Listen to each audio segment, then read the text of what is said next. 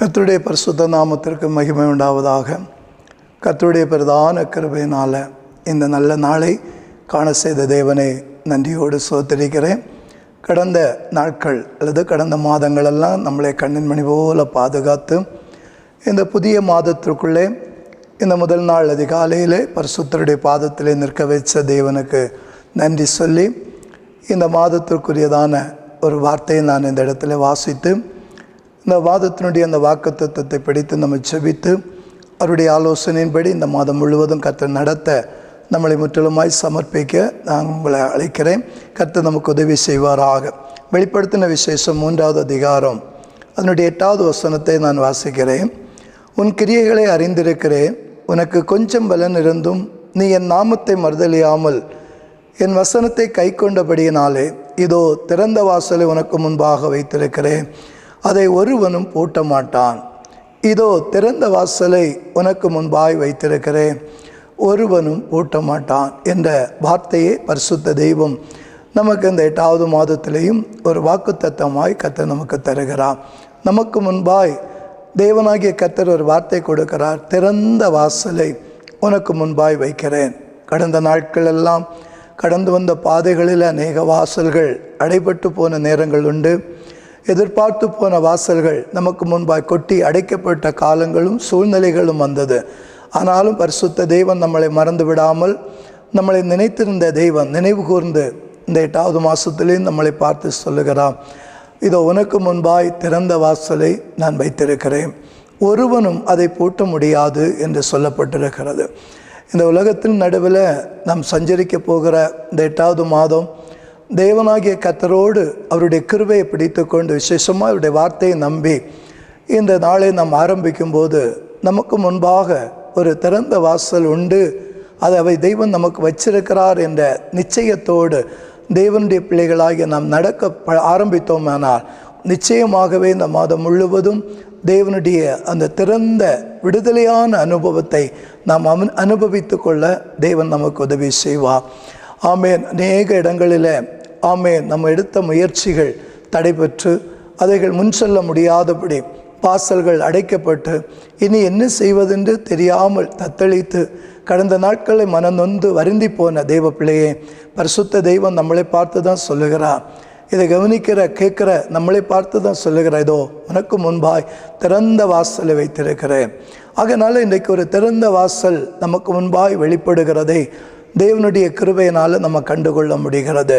இந்த மாதத்தில் இதுவரைக்கும் செய்திராததை, இதுவரைக்கும் கண்டிராததை, இதுவரைக்கும் பெற்றிராத விடுதலைகளை தேவன் இந்த 8வது மாதத்திலையும் நம்ம ஒவ்வொருவருக்கும் தந்து நம்மளை ஒரு விடுதலையின் வெற்றியின் நாட்களாய் தேவன் நம்மளை நடத்துவார். அதில் எந்த விதமான சந்தேகமும் இல்லை.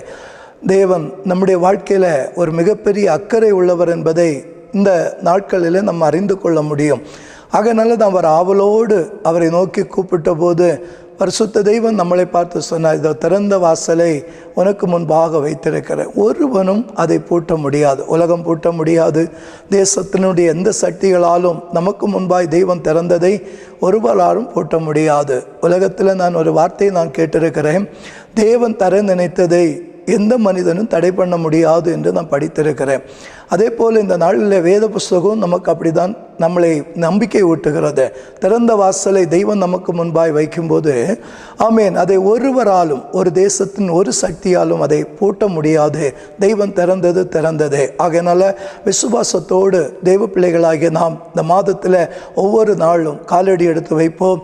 ஒரு வெற்றியின் பாதையில் நடக்க கர்த்தர் நமக்கு உதவி செய்வார். அவருடைய ஜனத்திற்கு அவர் மிகவும் ஆவலாய் அக்கறையோடு நடத்துகிற தெய்வம் என்று நாம் வேத புஸ்தகத்தில் படிக்கும்போது கண்டுகொள்ள முடிகிறது. வேத புஸ்தகத்தை நாம் திருப்பிக் கொண்டோமானால் இஸ்ரவேல் ஜனங்களை எகிப்து தேசத்திலிருந்து அவர் கானானுக்கு என்று சொல்லி அவர் பாலும் தேனும் ஓடுகிற தேசத்துக்கு என்று வழிநடத்தப்படுகிறதை நாம் பார்க்கிறோம். அவர்கள் செங்கடலை பெரிய போராட்டமாகிய செங்கடலை கடந்து வந்தார்கள். ஒரு பெரிய மரண யோர்தான் என்ற ஆமேன் இன்றைக்கு யோர்தான் நதியை கடந்து வந்தார்கள். பெரிய போராட்டங்கள், இதெல்லாம் கிரகிக்க முடியாத செயல்களை தேவன் அவருடைய ஜனத்திற்கு செய்து அவைகளையெல்லாம் தாண்டி அவர்கள் இப்போ எரிகோவுக்கு முன்பாய் வந்தார்கள் என்று வேதத்தில் வாசிக்கிறோம். நீங்கள் யோசுவாவின் புஸ்தகத்தில் யோசுவாவின் புஸ்தகம் 6வது அதிகாரம் 1வது வசனத்தில் நீங்கள் கவனித்தீர்களானால், எரிகோ இஸ்ரவேல் ஜனங்களுக்கு முன்பாக அடைக்கப்பட்டிருந்தது, ஒருவரும் உள்ளே போகவும் இல்லை, ஒருவரும் வெளியே வரவும் இல்லை. அப்படி என்றால் ஒரு அடைக்கப்பட்ட ஒரு பெரிய ஒரு சட்டி இன்றைக்கு இஸ்ரவேல் ஜனத்திற்கு முன்பாய் வெளிப்பட்டது. வாசல் திறக்க மாட்டேன், நீ இந்த வாசல் வழியாக பிரவேசிக்க முடியாது, உன்னை போக விட மாட்டேன் என்று உலகத்தின் சக்தி அல்லது எகிப்தினுடைய அல்லது வல்லமைகள் இன்றைக்கு இஸ்ரவேலர்களை தடை பண்ணினதாய் வாசிக்கிறோம். எரிகோவுடைய வல்லமை இஸ்ரவேலர்களை பிரவேசிக்க விடமாட்டேன் என்று சொல்லி அடைப்பை போட்டு அடைத்து வைத்ததாக வாசிக்கிறோம். பயங்கரமான அலங்கத்தினுடைய தன்மைகளை குறித்தெல்லாம் வேத புஸ்தகத்தில் படிக்கிற 6 ரதங்கள் ஓடும், அதற்கு மேலே வீடு, அவ்வளவு வல்லமையுள்ள ஒரு அலங்கம். அதை எந்த மனித சக்தியாலேயோ மனிதனுடைய யுக்தியினாலேயோ அழிக்கவோ தகர்க்கவோ முடியாது. அப்படிப்பட்டதான வல்லமை மிக்க ஒரு கிரியைகளை தேவன் இஸ்ரவேல் ஜனத்திற்கு முன்பாய் சொன்னார். ஒரு லகுவான ஒரு வழியை இஸ்ரவேலர்கள் கையாண்டார்கள். ஆண்டவருடைய ஆலோசனையின்படி இந்த எரிகோவை சுற்றி அவர்கள் 7 நாள் சுற்றி வந்ததாய் வேதத்திலே வாசிக்கிறோம். 7ஆம் நாளாகிய அந்த 7ஆம் நாள் 7 தடவை சுற்றி வந்து இஸ்ரவேல் ஜனங்களை பார்த்து ஆண்டவர் எதிர்பார்த்து சொன்ன ஒரே ஒரு வார்த்தை, நீங்கள் 7ஆம் நாள் 7ஆம் தடவை சுற்றி வரும்போது ஆர்ப்பரியுங்கள் என்று சொல்லி, அப்படி தெய்வத்தை தெய்வ நாமத்தை காலங்களை ஊதி ஜனங்கள் எல்லாம் ஒரு மனதோடு அவர்கள் தெய்வத்தை துதித்து ஆர்ப்பரித்தார்கள். அவர்களுக்கு முன்பாக எரிகோ அலங்கம் இடிக்கப்பட்டு போனது என்று வாசிக்கிறோம். எந்த வாசல்கள் உலகத்திலே நமக்கு முன்பாய் அடைக்கப்பட்டிருக்கிறதோ, தடைப்படுத்தப்பட்டிருக்கிறதோ, நான் உன்னை போக விட மாட்டேன், உன்னை நான் வாழ விட மாட்டேன், உன்னால் முடியாது, இதை தாண்டி போக விடமாட்டேன் என்று சொல்லி சவால் விடுகிற அநேக வல்லமைகளுக்கு முன்பாய் நாம் எல்லாரும் நின்று போகிற ஒரு பகுதி உண்டு. ஆனால் வேத புஸ்தகம் இஸ்ரவேல் ஜனத்திற்கு சொல்லிக் கொடுத்த ஒரு பாடம். அவர்கள் கர்த்தரை நம்பினார்கள். கர்த்தர் எதை சொன்னாரோ அவர் சொன்னதின்படி செய்தார்கள்.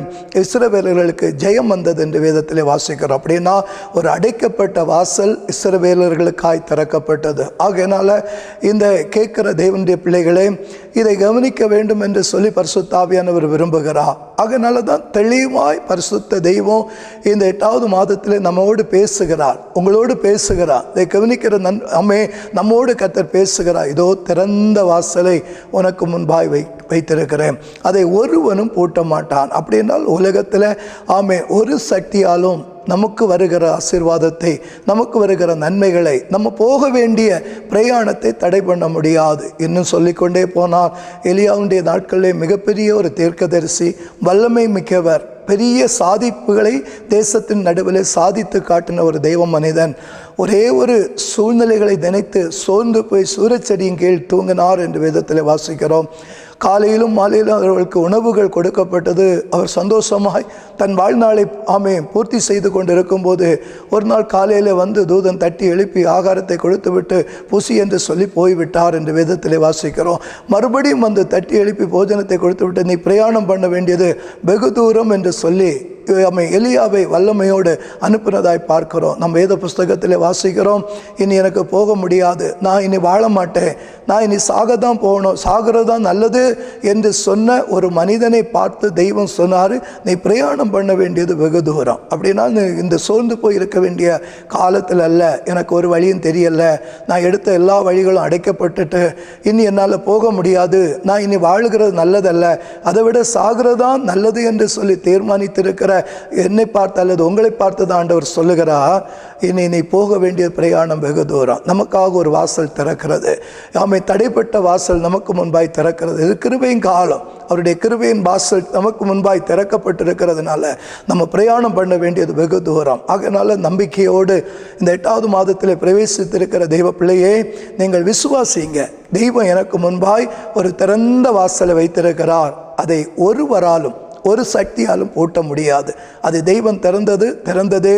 ஆகையினால இதன் வழியாக நாம் பிரவேசித்து இந்த தெய்வ நன்மைகளை இந்த மாதத்திலே நாம் எல்லாரும் கண்டுகொள்வோம் என்று விசுவாசிப்போம். விசுவாசித்து முன்னேறுவோம். நிச்சயமாய் தேவன் நமக்கு இந்த வார்த்தையின்படி நிச்சயமாய் கர்த்தர் நம்மளை ஆசீர்வதிப்பார். காரணம், அவருடைய பிள்ளைகளுக்காக அவர் மிகவும் அக்கறை உள்ளவர். இயேசுவை நம்புங்க. இயேசுவால் உங்களுக்கு ஒரு வழி திறந்து தர முடியும். தெய்வ பிள்ளைகளே, மனம் நொந்து போய் ஒரு எலியாவை போல சோர்ந்து போய் இருக்கிறீர்களா?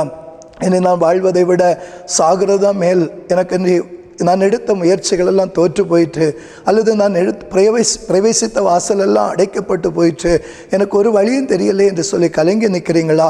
உங்களை பார்த்து தான் ஆண்டவர் சொல்லுகிறா, சகோதரனே சகோதரி, உங்களை பார்த்து தான் கர்த்தர் சொல்லுகிறா, இதோ திறந்த வாசலை உங்களுக்கு முன்பாய் வைத்திருக்கிறேன், அதை ஒருவனாலும் பூட்ட முடியாது. விசுவாசிங்க, இயேசுவை நம்புங்க. இயேசு சொன்னாரானால் அது உங்களுக்கு அது அப்படியே ஆகும். நான் அதை விசுவாசிக்கிறேன். இந்த வார்த்தை கொண்டு ஆமே உங்களை பிதா குமாரன் பரிசுத்தாவின் நல்ல நாமத்தினால வாழ்த்துகிறேன். உங்களுக்கு முன்பாய் திறந்த வாசல் இருப்பதாக. எல்லார் கண்களை மூடி ஒரு கணம் ஜெபிப்போமா? எங்களை நேசிக்கிற எங்கள் நல்ல தகப்பனே, ஆசீர்வதிக்கப்பட்ட அந்த நல்ல கால வேளைக்காய் ஸ்தோத்திரம். கிருபையுள்ளவரே, நீர் தந்த நல்ல வார்த்தைக்காய் நன்றி. ஆண்டவரே, இதோ திறந்த வாசலை உனக்கு முன்பாய் வைத்திருக்கிறேன், ஒருவனும் பூட்ட மாட்டான் என்று சொல்லி எங்களுக்கு வாக்குறுதி கொடுத்து இந்த மாதத்தினுடைய முதல் நாள் அதிகாலையில் எங்களை நிற்க வச்சதற்காய் நன்றி. இந்த மாதம் முழுவதும் நம்முடைய வார்த்தை ஒவ்வொரு பகுதியிலும் வெற்றியாய், விடுதலையாய், திறந்த வாசல் வழியாய் எங்களை நடத்துகிறீர் என்று சொல்லி விசுவாசத்தோடு ஒப்பு கொடுத்து ஜெபிக்கிறோம். எல்லாரையும் ஆசீர்வதி, கிருபை கூட இருக்கட்டும். இயேசுவின் நாமத்தில் பிதாவே, ஆமென். கர்த்தர் ஆசீர்வதிப்பாராக.